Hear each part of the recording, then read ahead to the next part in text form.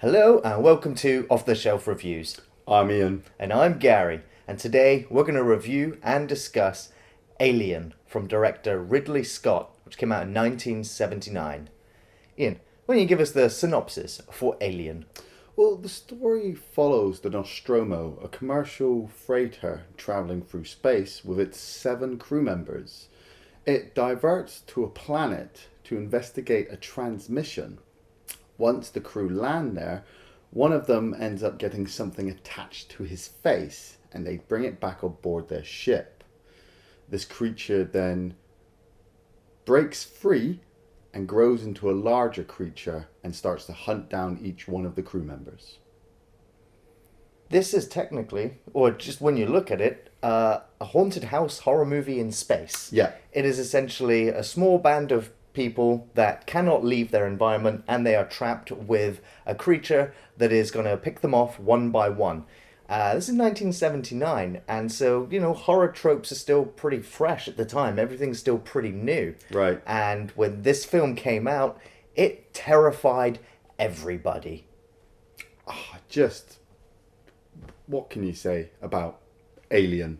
I mean, before we get in, the saga, let's just start with this film. It's just so amazing.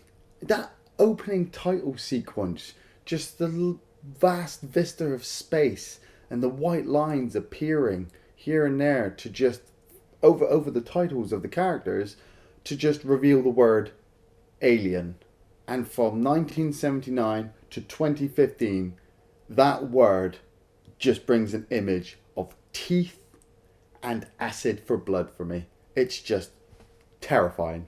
Absolutely. I mean, even by today's standard, how many alien films are there? Whether it's alien invasions or alien creatures or alien monsters or alien encounters, whether they're peaceful, friendly, whether they're hostile, or whether, whatever type. Yeah. Whenever you still say the word alien, you think of the xenomorph. Yes. Yes. And I just love the fact that you just have these 7 characters. You have Tom Skerritt playing Dallas. You have Ian Holm playing Ash. Veronica Cartwright as Lambert. Yaphet Kotto as Parker. Harry Dean Stanton as Brett. John Hurt as Kane. And to just say the name, Sigourney Weaver as Ripley. These 7 characters, they're your crew. And you follow this crew around as they go to this planet. And if it's the first time you've seen this film, you don't know what to expect. But if you're a fan like us and you've been following this film for years, when you're just watching them wake up in the cryo chambers, the lights are all flickering on and everybody's just kind of happy and like, oh, are we home yet? No. I love the slow introduction to the film, and like you've said, the slow title as it comes up on screen. Yeah. The music as it comes in, and you get to the cockpit view of the ship, and you see the monitors come to life. Yeah. But you see all the little things in the background that are still moving. You can see all of the personal effects of the crew members sort of dashed around everywhere. The computer lights come on, and they are reflected off the helmets of the 2 pilot seats. It's kind of strange because it keeps cutting back and forth, but for me it just kind of shows the lifelessness of the ship right now. Yeah. The only thing that's come to life is the computer, and then of course it then turns all the lights on and wakes up the crew.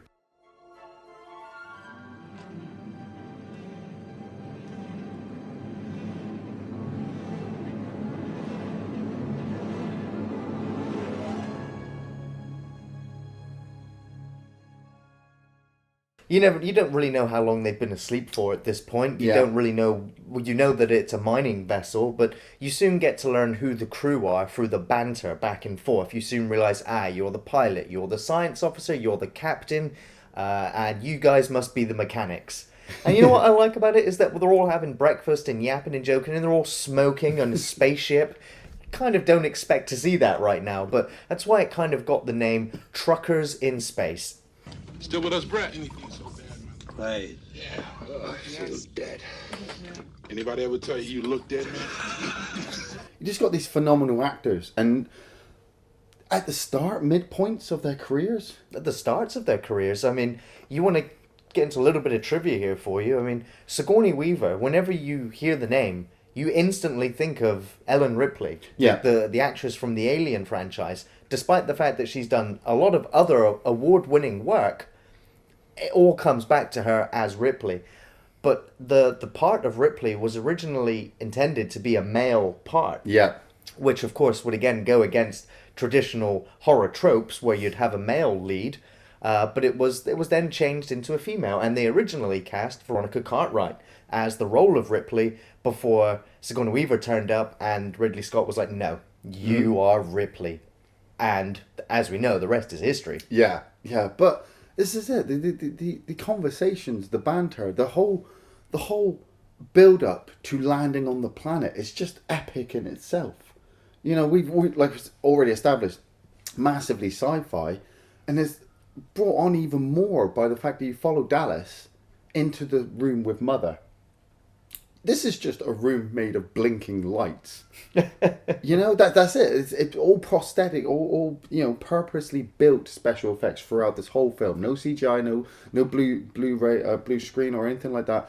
It's just right. We need a room to emphasize that this is the core of the computer that's running this whole entire ship. So what do? We just plaster lights all over it and have it all blinking, and then have Tom Skerritt there in front of the computer just typing in the information. You know, this is the future, and they still type in. Yeah, you can't audibly talk to the machine. Yeah, you've got to type in every question, and the machine won't talk to you either. They'll give you a text response, but at least the responses are short and to the point. But that gets me as well. It's 1979. You know, this is the effects that they had at this point. But then watching it in 2015, watching it on Blu-ray, I sit there and I'm like, okay, I have seen better effects, but for this film, it really, really works. I was blown away revisiting this film when it first came out on Blu-ray. I'll tell you, when I first got the Blu-ray for Alien, I intended to watch the entire quadrilogy, and instead watched Alien 1 4 times in a row. I watched it with just the music, I watched it with the commentary track, and then I just watched it again because the film looks flawless. Every scene is meticulous. The walls, the padding, the personal artifacts, the posters in the background, the ornaments on the side.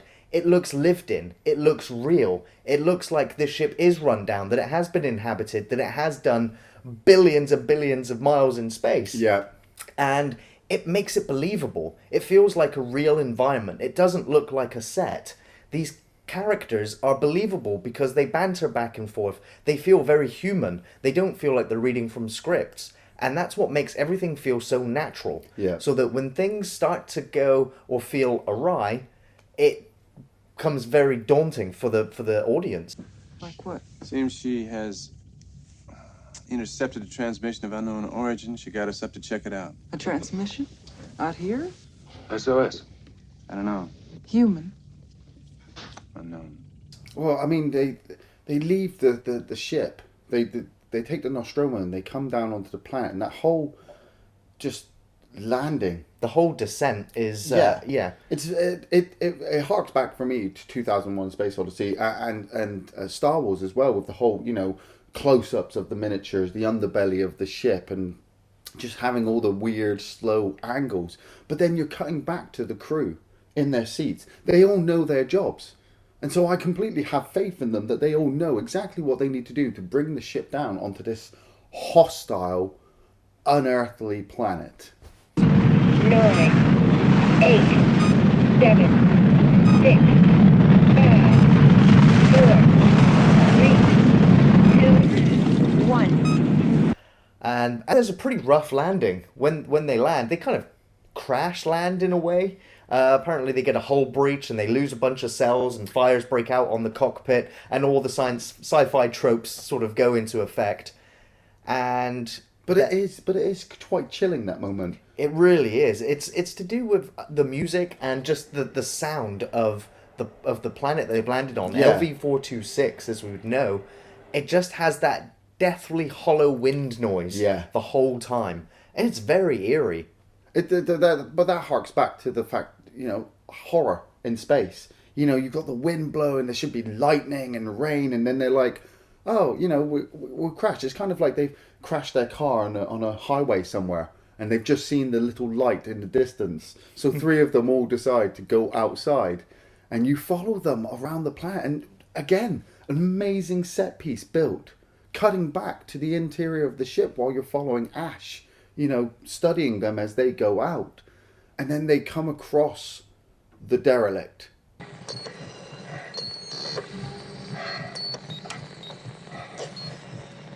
All right. Moving on to second position. What is it? Having that ship, even though it's a matte painting, I think It is, yeah. and certain models from particular angles, having that in the background of an already hellish planet that you've walked with them through, I'm just like, it's a haunted house. Do not go in there. Just don't. It looks evil. Nuke the site from orbit. See, that ship, it does look so incredibly alien. Especially when you compare it to the only ships we have seen in this film so far, which is the Nostromo. Yeah. It looks man-made. It looks like it was built by humans.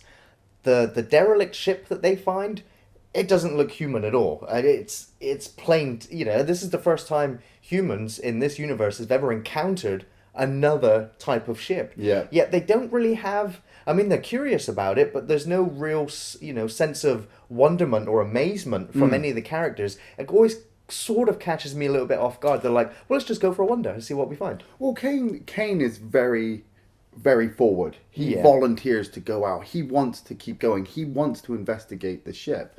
Ash, obviously, wants to understand it a bit more because he's part of the science division. Well, he also wanted to go out there himself. Yeah, and then you have obviously Lambert and Parker and Brett who are just like, we don't want to be here. We want to go. So half the crew want to investigate. The other half of the crew want to go. And yet that leaves Ripley. And Ripley is kind of stood there wanting to do her job, but at the same time wanting to run and hide. Yeah. So Ripley just decides she's going to sit in the cockpit and just listen in on the whole conversation and also try and decipher what this SOS or this broadcast was actually transmitting. Right. Because they do listen to it and they can't figure it out. They just say, well, it doesn't sound human. Hello and welcome to Off the Shelf Reviews. I'm Ian. And I'm Gary. And today we're going to review... Good God. Doesn't sound like any radio signal I've heard. So, whilst they're exploring the ship, they see all of the walls are just covered in some kind of secreted resin. Yeah. And so they go wandering through the bowels of this ship. And then they enter into a great big chamber with a creature of some kind inside a giant chair, it would appear, in the center of the room.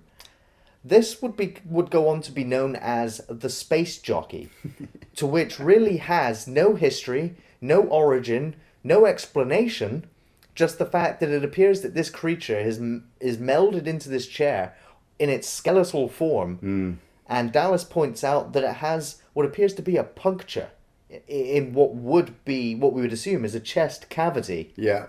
Bones had been outward, like he exploded from inside. Wonder what happened to the rest of the crew. And then they decide to carry on wandering some more and find what would appear to be an acid opening in the floor. It just looks like a very burnt, scarred, open area. Yeah. So they decide to explore some more. You're just looking at Kane at this point like, no, Kane, stop going in places. Stop touching stuff. And Kane's like, lower me down into this huge, vast area. The hold of the ship has always kind of caught me off guard. Well, this is where you would believe that this is perhaps then a transport or a cargo ship. Yeah. Because of all of the eggs. It just seems like this is a transport ship for these eggs.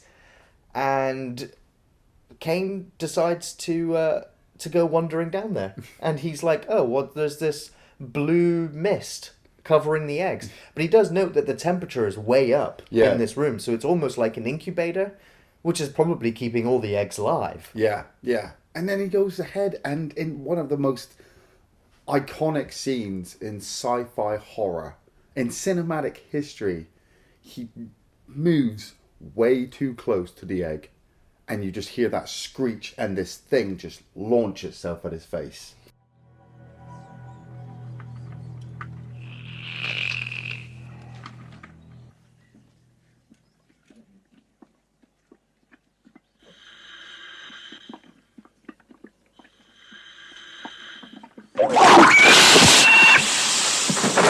When you first had this film on VHS tape, it was so difficult to pause and go frame by frame. But nowadays, you can watch that and you can see the facehugger and all of its gory sort of glory come up at the screen before it takes him out. This film just gets better. I mean, like I said, it established how amazingly sci-fi this film is. Then you've had this horrific, fleshy attack. Then you get back onto the ship and you're seeing Kane there with this thing on his face. The first time you'd ever see somebody facehuggered. And like I said, half the crew are like, freeze him. Just freeze him. Get him out of the way because you're probably going to infect the rest of us. Ripley was adamant not to let this thing on board, and perfectly right to, with what's coming up. And Ash just goes, "Oh no, I want to investigate it. We need to help Kane." And you're just like, as a fan of the Alien series, you're just like, burn him right now. If only they'd have listened to Ripley at that point, the entire Alien franchise wouldn't have existed. It would have just been dealt with if they'd just listened to her about the quarantine laws. Of course, Ripley continues to piss off pretty much the entire crew. Yeah. She pisses off Dallas, Lambert, Ash. She upsets everybody. She does. I realised this watching this. She pisses off absolutely everybody, and yet, weirdly enough, she's that character that everybody should be listening to because she's following it by the book. But as a first-time viewer, you don't realise that Ripley is the main hero. You're expecting Dallas to pick it up. You're expecting Parker to be the badass. Brett, not so much. He's kind of like the sidekick. Right. Whenever he says anything, you say right, Brett. You know that? Right. Lambert is just on edge. She's on edge. She's on edge from the moment she wakes up to the point we'll get to later. Ash is the one you should be worried about. He is way too calm. Ian Holm as Ash, obviously, everybody knows him now as Bilbo Baggins, but back then, he's just so cold and calculated. The whole medical procedure where he's keeping his eye on Kane, you wonder, you're thinking he's helping. He seems absolutely fascinated with everything that's happened, and by all means you would be. This is the first time we've encountered an alien creature. It just seems though that it's incredibly hostile. Especially when the fact that it's wrapped itself around his face. I mean, this thing is a creature out of your nightmare because it is half spider, sort of crab-like, and it has attached itself to your face. It's coiled its tail around your throat, and you can't really tell what it's doing until they look at the scanner, and it would appear you could see like this tube going all the way down his throat, and they believe that that's what's supplying him oxygen. However, it would appear that perhaps the alien face hugger is doing something else. Yeah, again, just gets more brilliant. The fact that the pace just carries on at the slow, tender, motion that you've been following all the way through the film. And then Dallas gets the call. Something's happened to Kane. They go there and the thing's gone. And you're like, should it do that? Should it just, fall off and die? Well, yes, we will realise that it does fall off and die. And they just carry on. Right, we need to get out of here. We just need to get back into orbit, get off this goddamn planet. It's doing my head in. Everybody just gets into position. The ship takes off, and Kane wakes up. How are you doing? Oh, thanks, man. How you doing? Terrific. Next silly question. And you're thinking, oh, he looks okay. He's just hungry. He's just hungry. He's been asleep for a few hours. The thing's dead. Ash has got it. He's got his samples. He's dealing with it. Everybody's back in the ship. We're carrying on back to her. Tell you what, let's have one last meal. Well, yep, they're going to get ready to go into cryosleep and sleep the rest of the way home. Which I do have a small issue with the scripting here. Yeah. Is the fact that they say that they're out in an unsort of charted star system. yet they are 10 months away from Earth. So they're going to sleep for 10 months, which means that they're going to be traveling at speeds that are unobtainable in the entire Alien franchise. They don't never travel that speed, which would also indicate that LV-426 isn't that far away from Earth. Yeah. So I have a small grievance with that idea. But at the same time, it doesn't matter. They're going into cryo sleep. For them, it might be 10 months. For the real world, I don't know. It might be 10 years. Yeah. So they're all having dinner, and it recreates the opening scene after they've just woken up from cryo sleep. And they're all eating and laughing and joking about what they would rather be eating. And then Kane starts to choke. Yeah. And something doesn't seem quite right. Everyone sort of rushes around him, except for Ash, that's just intently watching him, waiting almost for something to happen.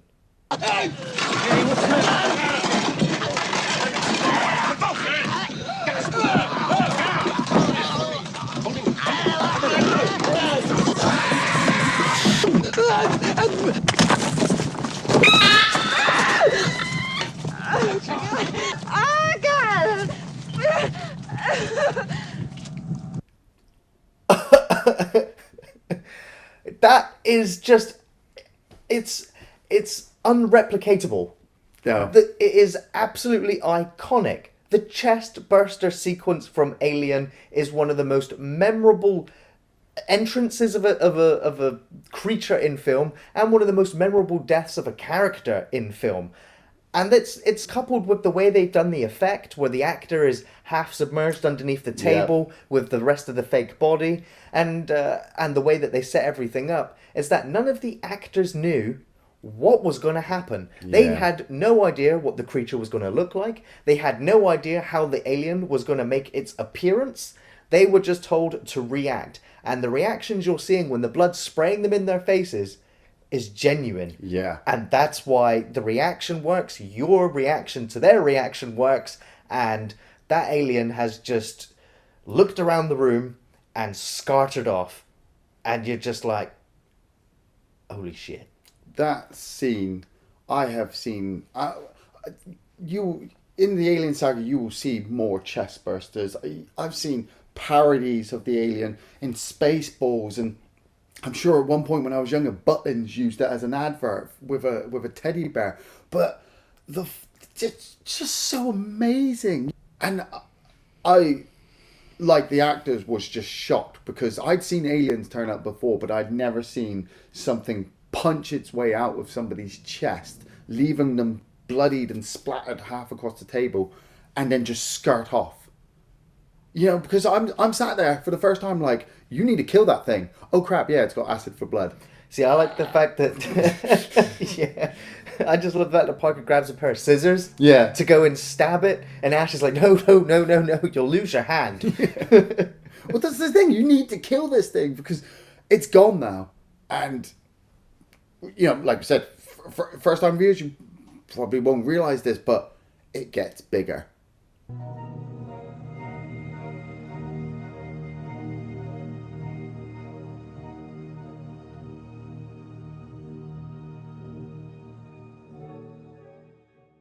Well, the alien life cycle is pretty interesting in itself. Yeah. The fact that this new creature is born out of its previous host, which had to be incapacitated by another alien creature. Yeah. And when they were designing or coming up with a concept for the alien in this film, they were looking at the insect species for inspiration for something truly terrifying and distinctly alien. But they needed to give it an iconic look. Yeah. Something that sets it apart and will continue to set it apart for the rest of film. And who was the man to do this? H.R. Giger. He came up with... Well, he had already come up with hundreds of different designs in his own art collections, in artwork. Yes, all of his image is very sexualized, incredibly phallic. But that works for this alien creature because it literally is going to penetrate you. Whether it's through your throat or whether it's through your cranium with its inner mouth jaws. His designs are just... good. If you've never had the chance, I suggest finding an art book by H.R. Giger and just skimming through his repertoire of just nightmare art. It's beyond human imagining. Yeah. In some ways, you're looking at his artwork and thinking that he has created his own universe in his imagination that's truly terrifying. And then you just take that and apply it to the inside of ships. Yes. You know, you make the walls of the hives, you make the eggs, you make the face hugger, you make the chestburster, and then the larger alien. And you have, just from a simple man's artwork, created what Ash would consider the perfect organism. It truly is. And as we saw earlier, it has molecular acid for blood, enough to burn its way through several decks of the ship, and that was just a small spurt of the alien's blood. But now the small alien is loose on the ship, and we soon realize that the alien life cycle is pretty short. It has to be, because it sheds its skin incredibly fast. Within a matter of hours, Brett finds the dead skin of the alien on the floor, which instantly lets you know, like a snake, it's going to have shed its skin and increased its size. Yeah, it's only a few hours, but the fact that this creature has been taken out of its environment, a made-up environment for it, and it's been taken aboard this ship, and as Ash would already say as well, is that it would just evolve to counteract the atmosphere that it's working in. So it's probably found itself in the deep recesses of the ship and then gone, right, I'm surrounded by lots of hostile life forms. I need to get bigger, and it does. And if you have seen the Alien films, I suggest watching the special effects for the guy who was wearing the suit, because you have to remember as well, you know, with all the prosthetic effects, it is just a guy in a suit. Yes. But what works is Ridley Scott's editing. Well, for the close-up shots of the alien, you have if you see the wide shots, it doesn't really work because the detail for the effects weren't really there. But having it close up, having the lights flashing, very quick cutaways, cutting back to the actor's reaction, then cutting back to the alien and having it turned or moved or did something. Brett's death is just, you're on edge all the way through. I love the fact that when he's looking around for the cat at this point, Jonesy, and he's not aware of what the alien looks like. He's aware that the alien is going to have changed because he's found the dead skin. If you are a fan of the Alien franchise, you know exactly what the xenomorph looks like. And even if you are a fan, you still might not notice it, but you see the alien clear as day just hanging there from the chains, swinging back and forth. Yet if you're not aware of what it is, you just think it's part of the ship, of some kind, until it moves.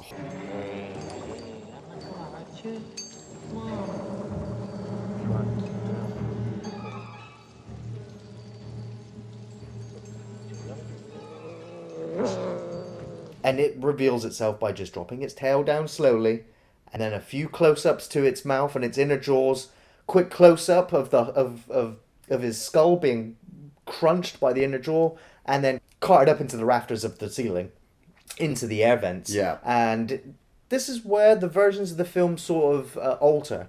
In 2002, a director's cut was released, and in the director's cut, Ripley and Parker come rushing in where Brett has been launched up and blood sprays down on Parker all over his face, which also indicates that he has now seen the creature. And in the very next clip, he's not covered in blood anymore, but he does report to Dallas that this thing was mean, pissed off, and that it was the size of a man. So that it has grown that quickly in a matter of hours. Yeah, see, this is, the additional scenes that they added don't actually do anything for me. For the fact that I've seen Alien so many times and not needed the deleted scenes to keep the story going, the film just worked brilliantly. Adding in this extra scene, I prefer the scene without it, because I'm in the 79 theatrical version, you just have the close-up of Jonesy. Yes. And you hear the scream, and then it cuts to Parker. In this one, you have that whole part where they're kind of looking up, and then the blood's dropping down, and much like Psycho, you don't need the blood. You've already been shocked by the alien. You've already been shocked by the attack on Brett and the fact he's been pulled away. So leaving that shot on Jonesy just solidifies that this is just a scary, scary movie. This son of a bitch is huge. I mean, it's like a man. It's big. Kane's son. So now they've realised that hunting it down on the ship isn't going to work, that it's big. Yeah. And they know now that the alien is running around in the air shafts. So Dallas comes up with the idea of sealing off all the shafts, one after another, luring the alien into an airlock, and venting it into space. Ash and Science Division be damned. We're going to kill this thing. Ripley volunteers. She's like, I'm going to go into the vents. But Dallas is like, nope, I got this. Yeah. This is on me. Parker, make me a flamethrower. So in he goes. And he's got, a thrown together motion tracker, which Lambert's using somehow to detect movement through all those ventilation shafts. Yeah. Don't really understand the science there, where he says it can pick up changes in air microdensity, which means it can pick up the wind. Yet somehow this thing can now scan through multiple bulkheads and steel. And it doesn't. We're matter. not picking it apart. I'm nitpicking, but it's fine. Yeah. And this is a great sequence because we really behind Dallas at this point. He's been calling the shots. He's a pretty compassionate guy. He just wants to go home as well and get paid. But he's taking it upon himself to go and trap the alien. And you're following him in there. And it is really dark, claustrophobic. And you just have Lambert on the radio constantly telling him it's getting closer. It's moving closer. Yeah. And Dallas is looking around. He's looking up. He's looking down, left, right. He's like, well, where is it? I can't see anything. And Lambert's like, it's right on top of you. Go now. Go now. And Dallas is still like, it's not here. And then before you know it, the alien is in the darkness right there. A very quick shot of the alien. And it's gone.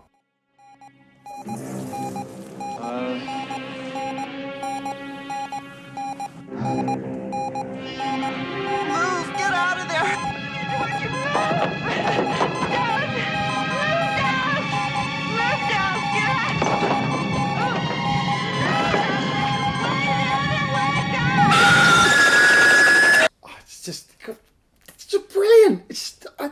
You've just gone from hostile alien planet to hostile alien ship. You've brought the hostile alien back onto your ship. You've realised that this hostile alien has gotten 4 times as big.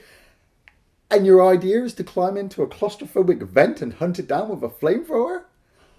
I'm crapping my pants at this point. I'm like, Dallas, no! Just get out of there and run. And you've got just the audio from Lambert, you the cut to Ripley and her looking all tense. Ash is obviously still cold and calculating, and you're getting a wee bit suspicious of him now. I just love that bit where he just climbs down the ladder and he just looks one way, and then it just hands forward, static. And so the group now really starts to deteriorate. Parker's all pissed off. He's like, I'm just going to go out there and hunt it down. Yeah. Like, okay. Ripley starts yelling at him like, nope, it's time to blow the ship and get out of here. But then they realise there's not enough life pods in order for them all to escape. So they decide they're going to continue with the same plan Dallas had. Yeah. Except now that Ripley's in charge, she's going to go and get some answers from Mother, the ship's computer, as to what's going on. Once she gets in there, she asks the computer what's going on, and it says that the information's classified for science officer eyes only, for Ash. Sneaky. And then she overrides that and still finds out that the company has said that the crew is now expendable. Bring back this alien life form. That was the direct order for Ash. And it would then appear that the company already knew about LV-426, that the company already knew that there was something there, which is why Ash was planted in their crew the whole time. Yes, play along, go along on their mining expedition. And I'm like, why would they need a science officer to go on a mining thing? It doesn't really make much sense. Well, it depends. I mean, obviously, if you go to other planets, you need somebody who understands all that kind of stuff, atmosphere and gravity and all those other things. Because obviously, I don't believe Dallas knows all the ins and outs of science. He's kind of like Kirk and Spock. Yeah, You know, you always need somebody there to analyze the stuff while you're piloting the ship. But again, just another brilliant moment. The fact that you realise that Ash has been working against them the whole way through. So every scene leading up to this point has just been a play. You know, he purposely sent them out there. Waved them off. He actually waved them off at one point. You know, he purposely brought it back on board. He purposely left Kane there to find out what the creature was doing. And after it was dead, knew that it had already delivered its egg. There was a scene when he was looking through the microscope and Ripley comes in and is like, what the hell are you looking at? And he's like, oh, I don't know. Quickly turn off the monitor. Yeah. That's it. You're just so suspicious. And it just... It builds up to a brilliant sequence where Ripley tries to escape from Ash, and Ash starts to get a little bit twitchy, and then he just starts beating on her, throwing her all around the room. You know, just gets it. First, I don't never understand this bit where he grabs a magazine and tries to shove it down her throat.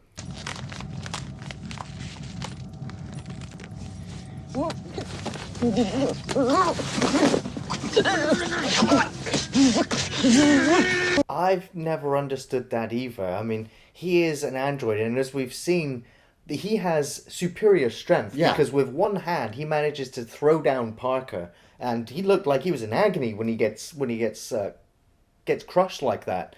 And so, he just grabs... He could have just broke Ripley's neck. He probably could have just tore her head off with enough strength, but... I guess he was malfunctioning completely at this point. That's and so he just grabbed the nearest sort of available object, which turned into a magazine, scrolled it up, and then tried forcing it down her throat. I don't know whether he was trying to just suffocate her, or whether he was just trying to literally wedge the whole magazine down the gullet of her throat. Parker and Lambert turn up, and they start fighting him and beating on him and knocking him all over the room. And then his head comes off.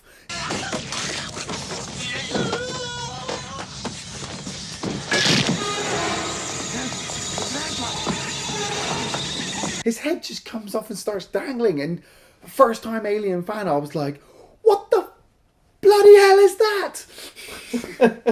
It's a damn android. It's all this milky substance stuff everywhere. You're like, what the... I mean, the clue was there, I guess, when he was starting to sweat milk. But then when you see his head all torn off, it's like, what the... Huh? There's androids in this universe?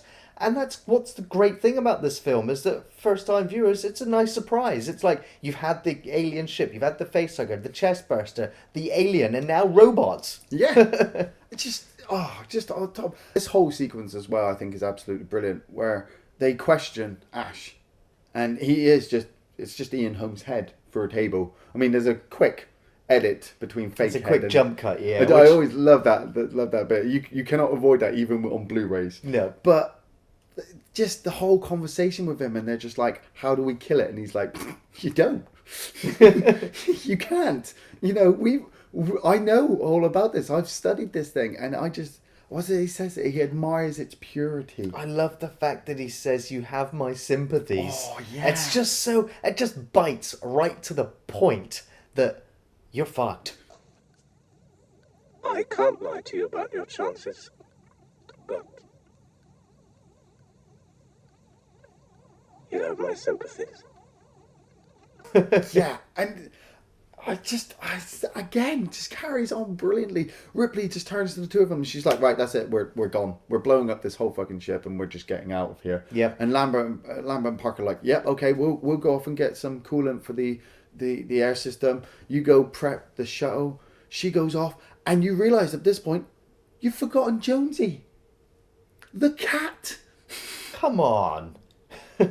So Ripley runs around searching for the cat, and I always love that bit as well, is the fact that throughout most of the film the cat's been here and there, but they were oh so ready to just run and would have just blown this cat to pieces, that Ripley sacrifices her time to find the cat because she wants to save it. And then you have the audio from Lambert and Parker. The alien has turned up, and we now see how devilishly evil, strong this thing is, because it kills two characters at once. Well, as an Alien fan, I growing up, I always had issues with this scene because the character of Lambert always infuriated me here, because I always believed, it's because I always placed myself in the film roles of these characters, that there would have been a chance for one of them to get away, at least. Yeah. And Lambert, though, I mean, as I've learned, with fear comes paralysis. Yeah. And when you have come face to face with a creature you've never seen before, it has killed your entire crew near enough, and it's now standing in front of you, you will be stood in absolute fear, petrification. And Parker's screaming at her, move out the way, I've got the flamethrower, I'm going to torch it. And she doesn't move, so he runs in to rescue her, and the alien just quickly spins round and knocks him flying with its tail. Yeah. And so Parker's ready to get back into the combat, but the alien just grabs him, picks him up, and it's just a 1-2.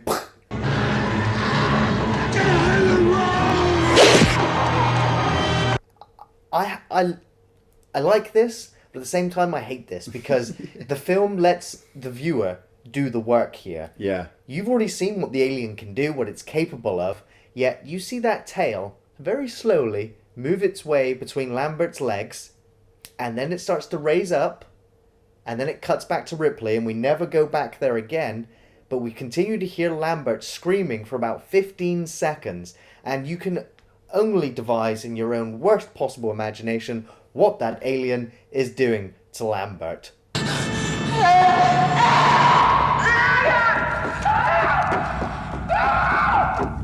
It's horrible sound. I give kudos to Veronica Cartwright, just because her noise, her scream, her gargle is always stuck with me. Every time I sit down and watch Alien, it's that one point that, you know, sends chills up my spine, because you're just watching Ripley run, and you're wanting her to get there in time. You're wanting her to run in and flamethrower the alien and save everybody, but she just gets there after the audio is gone, and all you see is what, Lambert's hand or foot at a weird angle, and blood dripping, and Parker's just hunched over in the corner, and the alien is gone, and you're just like, get out of there, go, where is it, what the hell's it doing? So we're about to get back into director's cut territory here. Now, the self-destruct system has been activated, Ripley's got Jonesy, and she's trying to leave the ship, and she wanders across Dallas again. And Dallas looks like he's sat in an egg. And at the same time, Brett is also what looks like Brett, possibly also in an egg. And they've got the secreted resin just falling over them, and he's there saying, kill me. And so Ripley tortures him and then runs off. Now, what really... I like the deleted scene for the original release. If they put that scene in the original film, it would have been fine, acceptable. Yeah.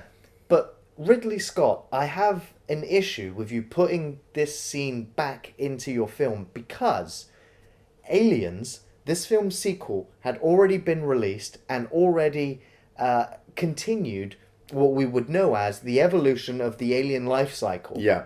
So having already have that knowledge in existence, the reason for him then to come in and change that in his original film kind of seems like a fuck you to the Alien fans. It really does. Yeah, I always disliked this sequence with the Alien. Like we said, if it had been in the original theatrical edition, then obviously James Cameron might have taken the idea and established a bigger basis with it. But with the fact that, Aliens, Alien 3, and Alien Resurrection, the whole Alien life cycle up to the release of this deleted scene, cemented that the alien was kind of an insect. There is a hive basis, a queen, leading all the way down to this alien, which I always believed that this alien was a drone. Yes. A carrier, take the host back so more facehuggers go into it. But to take the hosts and take them back to its hive. But we already know that Brett is dead as well, so it's using corpses. Yeah, it's using corpses to break down to the egg and create a facehugger, which then the facehugger would latch onto another host. But then it kind of... There's no point then to...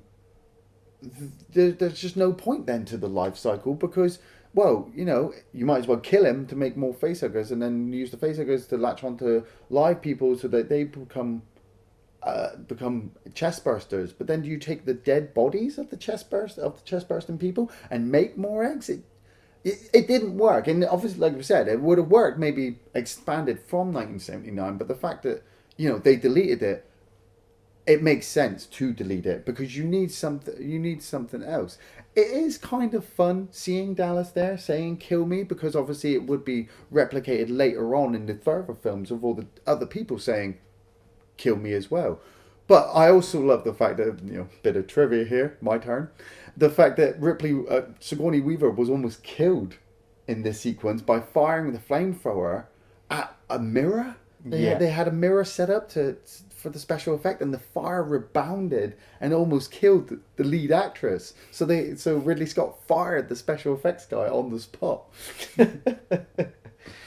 One of the main reasons why that scene was cut as well for pacing, because at this point Ripley was supposed to be the last person alive at this point, and the alien is loose and she's running back and forth while the self-destruct is going off. So having her taking time out to deal with Dallas, even though the ship's going to explode anyway, doesn't really make too much sense. What also brings the question then, because I'm always curious about the alien life cycle, and just from Alien, is the alien xenomorph the same intelligence or the same soul, if you will, that was in the facehugger? Or is it an entire entity? Is it like its child, or does the facehugger then transport itself into the embryo, which is then regrown? Or are they two different entities? Because otherwise, you've got to think that the life of a facehugger is pretty crap.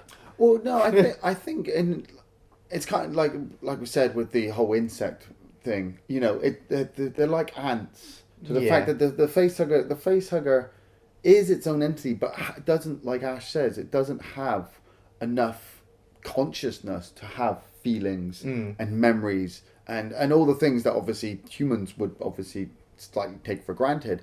But it does retain information, information about its environment, about what's going on around it, because that information will then transfer into the chestburster, and the chestburster will be like, I need to find a dark place to evolve. I always imagined it like a butterfly. It was like the caterpillar that but it was the same creature, even though it's absolutely different. Yeah.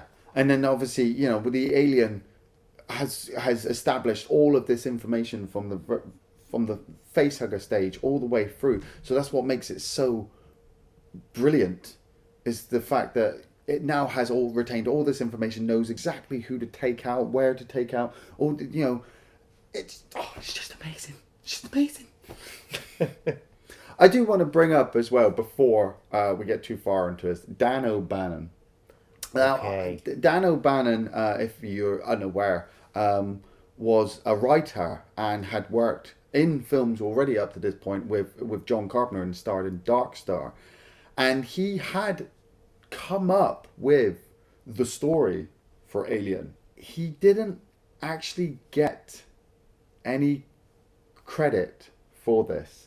Most of the credit goes to Ridley Scott.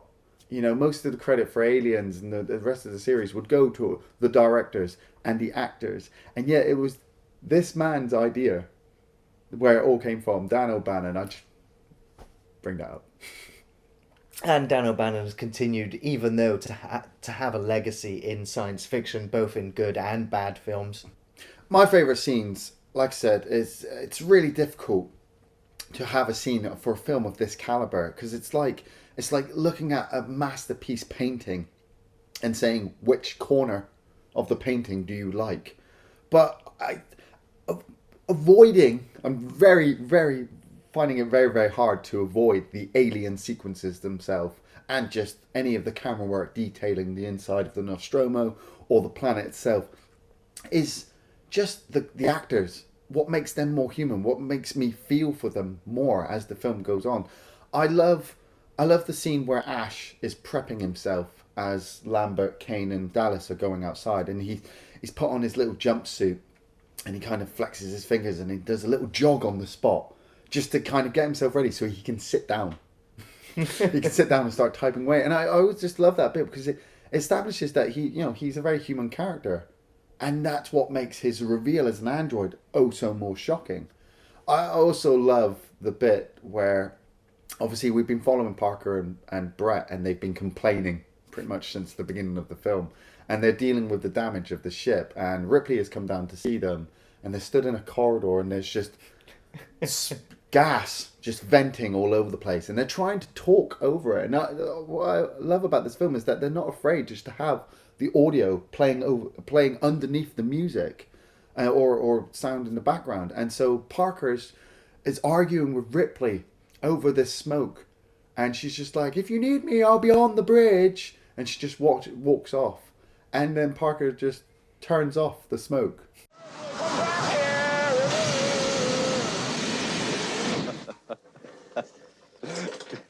Son of a bitch. See, they don't need to fix the ship. And then he just turns it back on again, and just carries on. I always thought that was fun. It for me, it just cements their characters, that they are just hang about lazy truckers in space. They're just like, yeah, we could have this done in 12 hours, but no, it's going to take about 24. Yeah. It's like so space plumbers. It is. So they just get all this extended break time that they get paid for because they're on the clock when they've got to fix it. Yeah. So it makes them feel human. It makes them feel like real characters. I'm not trying to pick my favorite alien moment in the film. But I can't help it. When Brett is wandering around the ship, going, "Here, kitty, kitty, kitty, kitty, kitty. Here, Jonesy." For me, it's just the most quotable part of the movie. Whenever I hear anybody doing that, I'm just waiting for the xenomorph to drop out of the sky. It's like its calling sign. I'm always the same when I hear a cat hiss. Yeah. If I hear a cat hiss, I'm looking around like, where is it? So I love the whole setup. It's the way that the cinematography of all of the entire film is fantastic, but for me, in this scene, it just really brings up the tension. The way it's shot, the way it's edited, the fact that he was with a group of 3, and even though they were told to stay together, he was sent off on his own to go and get the cat. And it kind of, nowadays, you just know he's on his own. He's gonna, you don't know how or when, and the scene just really, really works for me. I guess my other favourite sequence is when Ripley when she goes in to talk to Mother, and the whole reveal occurs where she knows that the company is aware of this creature, that she is expendable, and her sort of transformation where she looks like she's having a breakdown. She's not coping with this information very well, which is why she tries to flee very quickly away from Ash, possibly to go and tell the others. And I love the acting. I think that for me is just a very memorable moment in the film.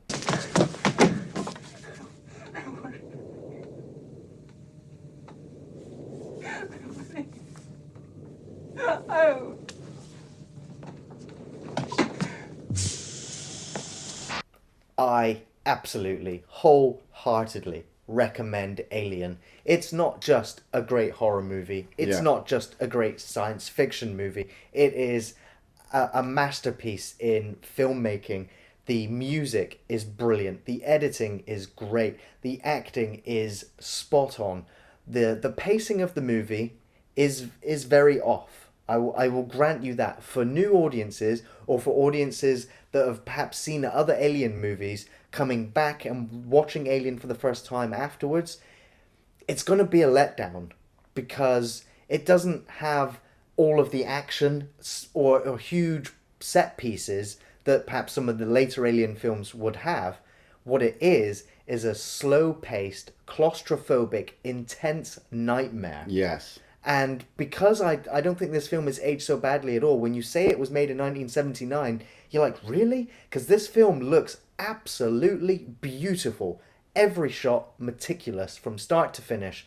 It is a real treasure of a movie, and I find it really hard to believe that anyone is unaware of the Alien legacy as it exists. If you've never seen the Alien films and you watch this review, go back, watch Alien, immerse yourself into this franchise, which is gonna be a bit of rough and tumble. Granted, this franchise definitely has its high points and its low points, but Alien, It's right up there with one of the best films ever made within the genre. Yeah, I wholeheartedly agree. The first film is just, it's like going to the opera. You know, yeah, it's slow, but the music keeps you going. The acting is just on the ball. The special effects. If you're a sci-fi fan, you're gonna just fall in love with this film. If you're not a sci-fi fan, if you're not a horror fan, don't watch this film. It has nothing for you. But if those two things tick your boxes, this film will just start. It will put something inside you that will burst out. Right. 3, 2, 1.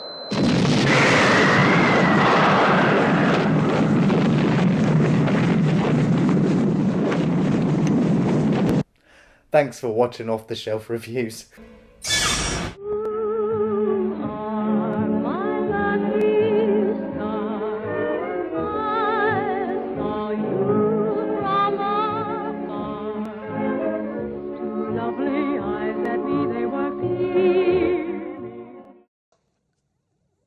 I can't lie to you about your chances, but you have my sympathies.